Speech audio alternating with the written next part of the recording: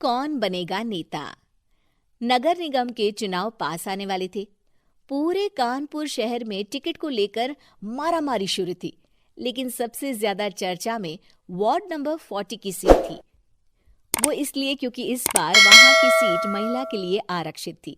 अब सवाल ये था कि चुनाव लड़ेगा कौन। इससे पहले ठाकुर साहब वहां से पार्षद थे और इस बार उन्होंने अपनी पत्नी सीमा ठाकुर को टिकट दिलवाई और ठाकुर साहब की शान के कारण सीमा जी ने 20,000 वोटों से चुनाव जीत लिया।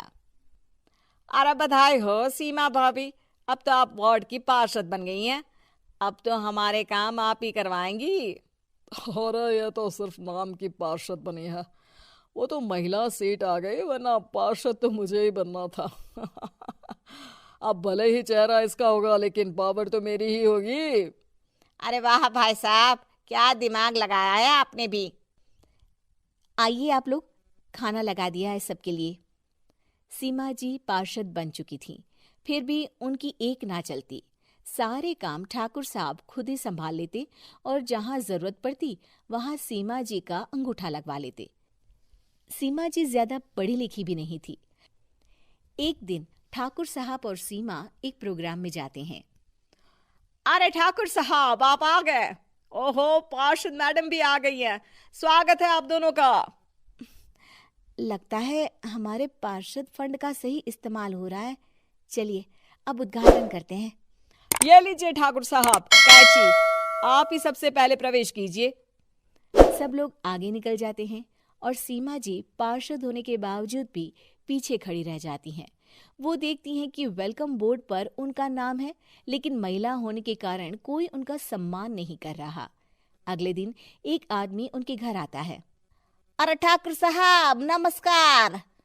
कल ना हम नोटिस किए कि हमारा घर तो अवैध है और नगर निगम वाले उसे तोड़ने आ रहे हैं। अरे कुछ कीजिए ना ठाकुर साहब।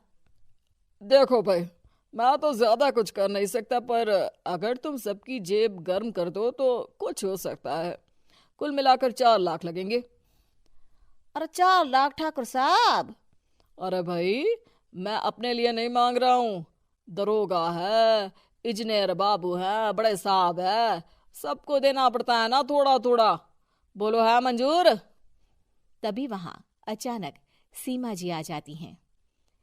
अरे ये आप क्या कर रहे हैं? पहले इन्हीं लोगों से तो आपने वोट मांगे, अब इनसे ही पैसे ले रहे हो। अरे चुप रहो तुम, तुम्हारा काम है सिर्फ अंगूठा लगाना, तुम वही किया करो। मुझे दूसरे काम तुम मत सिखाओ, समझी? और तुम ना जाओ, अब पैसे लेकर आओ, वरना जेसीबी किसी भी वक्त आती होगी। सब कुछ ऐसे ही चलते रहता है। एक दिन सीमा जी और ठाकुर साहब को एक लोकल मीटिंग में बुलाया जाता है। वहां पर कई और अधिकारी लोग भी मौजूद रहते हैं।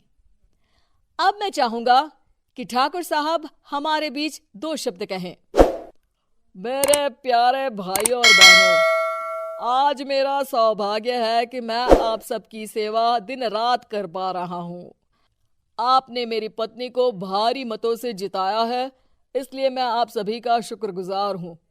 मैं आप सबसे वादा करता हूँ कि हमेशा की तरह हमारे वार्ड में किसी को कोई तकलीफ नहीं आने दूंगा। सभी लोग तालियां बजाने लगते हैं। अब मैं माननीय पार्षद मैडम को स्टेज पे बुलाना चाहूंगा। अपने नाम को बुलाया सुनकर सीमा जी एकदम चौंक जाती हैं। उन्हें बिल्कुल उम्मीद नहीं थी कि इतनी बड़ी जगह उन्हें मंच पर बुलाया जाएगा। जैसे तैसे वो मंच पर चढ़ती हैं। ऊपर जाते ही सीमा जी को सारी पुरानी बातें याद आ जाती हैं कि किस तरह उनके पति उन्हें कभी भी आगे बढ़ने नहीं देते और उनके नाम से गलत काम करते हैं। वो बोलने लगती हैं। मैं आपके वार्ड की पार्षद सीमा हूँ। आप में से बहुत कम लोग ही मुझे जानते होंगे, क्योंकि इससे पहले मुझे कभी ऐसा मौका ही नहीं मिला। सारे मौके मेरे पार्षद पति यानी आपके ठाकुर साहब ही लेते रहे, लेकिन आज ये मौका मुझे मिला है तो मैं इसे ऐसे ही नहीं जाने दूंगी। मैं आपको ये बताना चाहती हूँ कि आपके ठाकुर साहब मेरे नाम की आड़ में गैर कानूनी काम करते हैं, जिस पर अंगूठों के निशान मेरे होते थे। इसीलिए मैं अपनी गलती मानती हूँ और आज अपने पद से इस्तीफा देती हूँ, ताकि आगे से कोई गलत काम ना हो पाए। अब फैसला आप सबके हाथ में है कि आप हमें क्या सजा देना चाहते हैं। सीमा जी की बातें सुनकर ठाकुर साहब के चेहरे का रंग उड़ जाता है और वो शर्म से मुंह नीचा करके वहां से चले जाते हैं और पद से इस्तीफा देकर ही सही सीमा जी अपने आप में आत्मविश्वास महसूस करती हैं।